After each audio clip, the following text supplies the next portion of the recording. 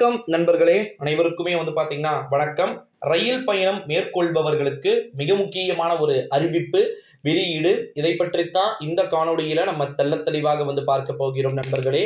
காணொளிய தெள்ள தெளிவா பார்க்கறதுக்கு முன்னாடி நம்முடைய சேனலை இந்த வீடியோ ஃபுல்லா பாருங்க.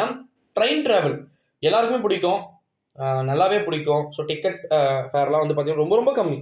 இப்போ இங்கிருந்து ஒரு கிட்டத்தட்ட ஒரு 10 கிலோமீட்டர் தாண்டி நம்ம போனோம் அப்படின்னா, பஸ்ஸில் போனோம் அப்படின்னா மினிமம் 20லேருந்து 40 ரூபா வரைக்கும் ஆகும். ஆனால் ட்ரெயினில் எவ்வளோ ஆகும்? ஜஸ்ட் வெறும் 10 ரூபா, வெறும் 10 ரூபா. அதுவும் இந்த மாநகர புறநகர ரயில்கள்லாம் சொல்ல வேண்டிய அவசியமே இல்லை. லோக்கல் ட்ரெயின்ஸ் ஓகேங்களா, அதெல்லாம் பார்த்தீங்கன்னா ரொம்ப ரொம்ப மெமு எக்ஸ்பிரஸ், அப்புறமா பார்த்தீங்கன்னா லோக்கல் எக்ஸ்பிரஸ். ஒரு லோக்கல் எக்ஸ்பிரஸ்னால் ஒரு கிலோ கிட்டத்தட்ட பார்த்தீங்கன்னா 0லேருந்து ஸ்டார்ட் ஆகி 40 கிலோமீட்டர் 45 கிலோமீட்டர் வரைக்கும் போகிறது எல்லாமே லோக்கல் ட்ரெயினில் தான் அடங்கும். ஓகேங்களா, இது சென்னையில் அதிகமாக இருக்கு இந்த லோக்கல் ட்ரெயின்ஸ் அப்படின்றது.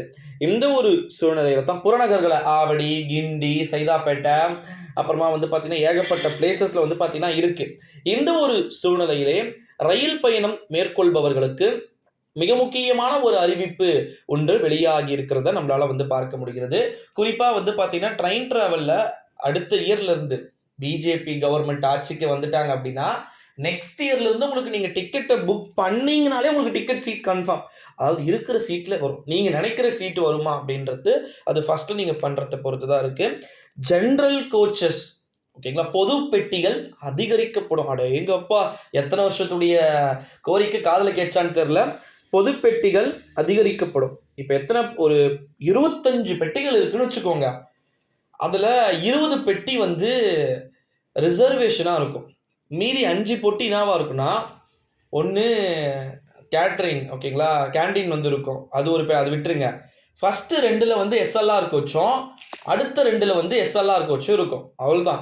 மேபி எனக்கு தெரிஞ்ச ஒரு சில ட்ரெயினில் வேணா ஃபுல் அண்ட் ஃபுல் ரிசர்வேஷனாகவும் இருக்கு.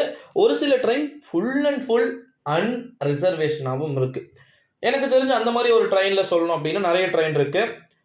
ஃபார் எக்ஸாம்பிள் ஜேபி ஜோலார்பேட் உங்களுக்கு தெரியும்னு நினைக்கிறேன். ஜோலார்பேட்லேருந்து சென்னை சென்ட்ரல் வரைக்கும் போகிற ட்ரெயின் ஃபுல் அண்ட் ஃபுல் அன்ரிசர்வேஷன். ஓகேங்களா, ஸோ அது பயணிகளுக்கான வசதிகள். இப்போ அதுக்கு என்ன சொல்லியிருக்கிறாங்கன்னா, ஸ்லீப்பர்லையோ இப்போ இங்கிருந்து டெல்லிக்கு ட்ரெயின்லேயே போகிறவங்க இருக்கிறாங்க. டெல்லியிலேருந்து இங்கே சென்னைக்கு வரவங்க, டெல்லி எக்ஸ்பிரஸ், சென்னை எக்ஸ்பிரஸில் வரவங்க இருக்கிறாங்க. அவங்கள மாதிரி ஆட்களுக்கு நீங்கள் அடுத்த வருஷம் டிக்கெட்டை நீங்கள் போயிட்டு ஓப்பன் பண்ணி, ஓகேங்களா, ட்ரெயின் ஆப்பில் போயிட்டு ஓப்பன் பண்ணி நீங்கள் டிக்கெட் புக் பண்ணிங்களே உங்களுக்கு கிடைக்கும். இந்த தட்கல் விழுறது 10 நாள் ரிசல்ட் தெரிஞ்சிடும், அதெல்லாம் தேவையே இல்லை. இந்த எண்டிங் டைமில் சொதப்பல் அப்படின்றது கிடையவே கிடையாது அப்படின்னு சொல்லிட்டு சும்மா தட்டி தூக்கி எறிஞ்சிருக்கிறாங்க ரயில்வே டிபார்ட்மெண்ட்டில்.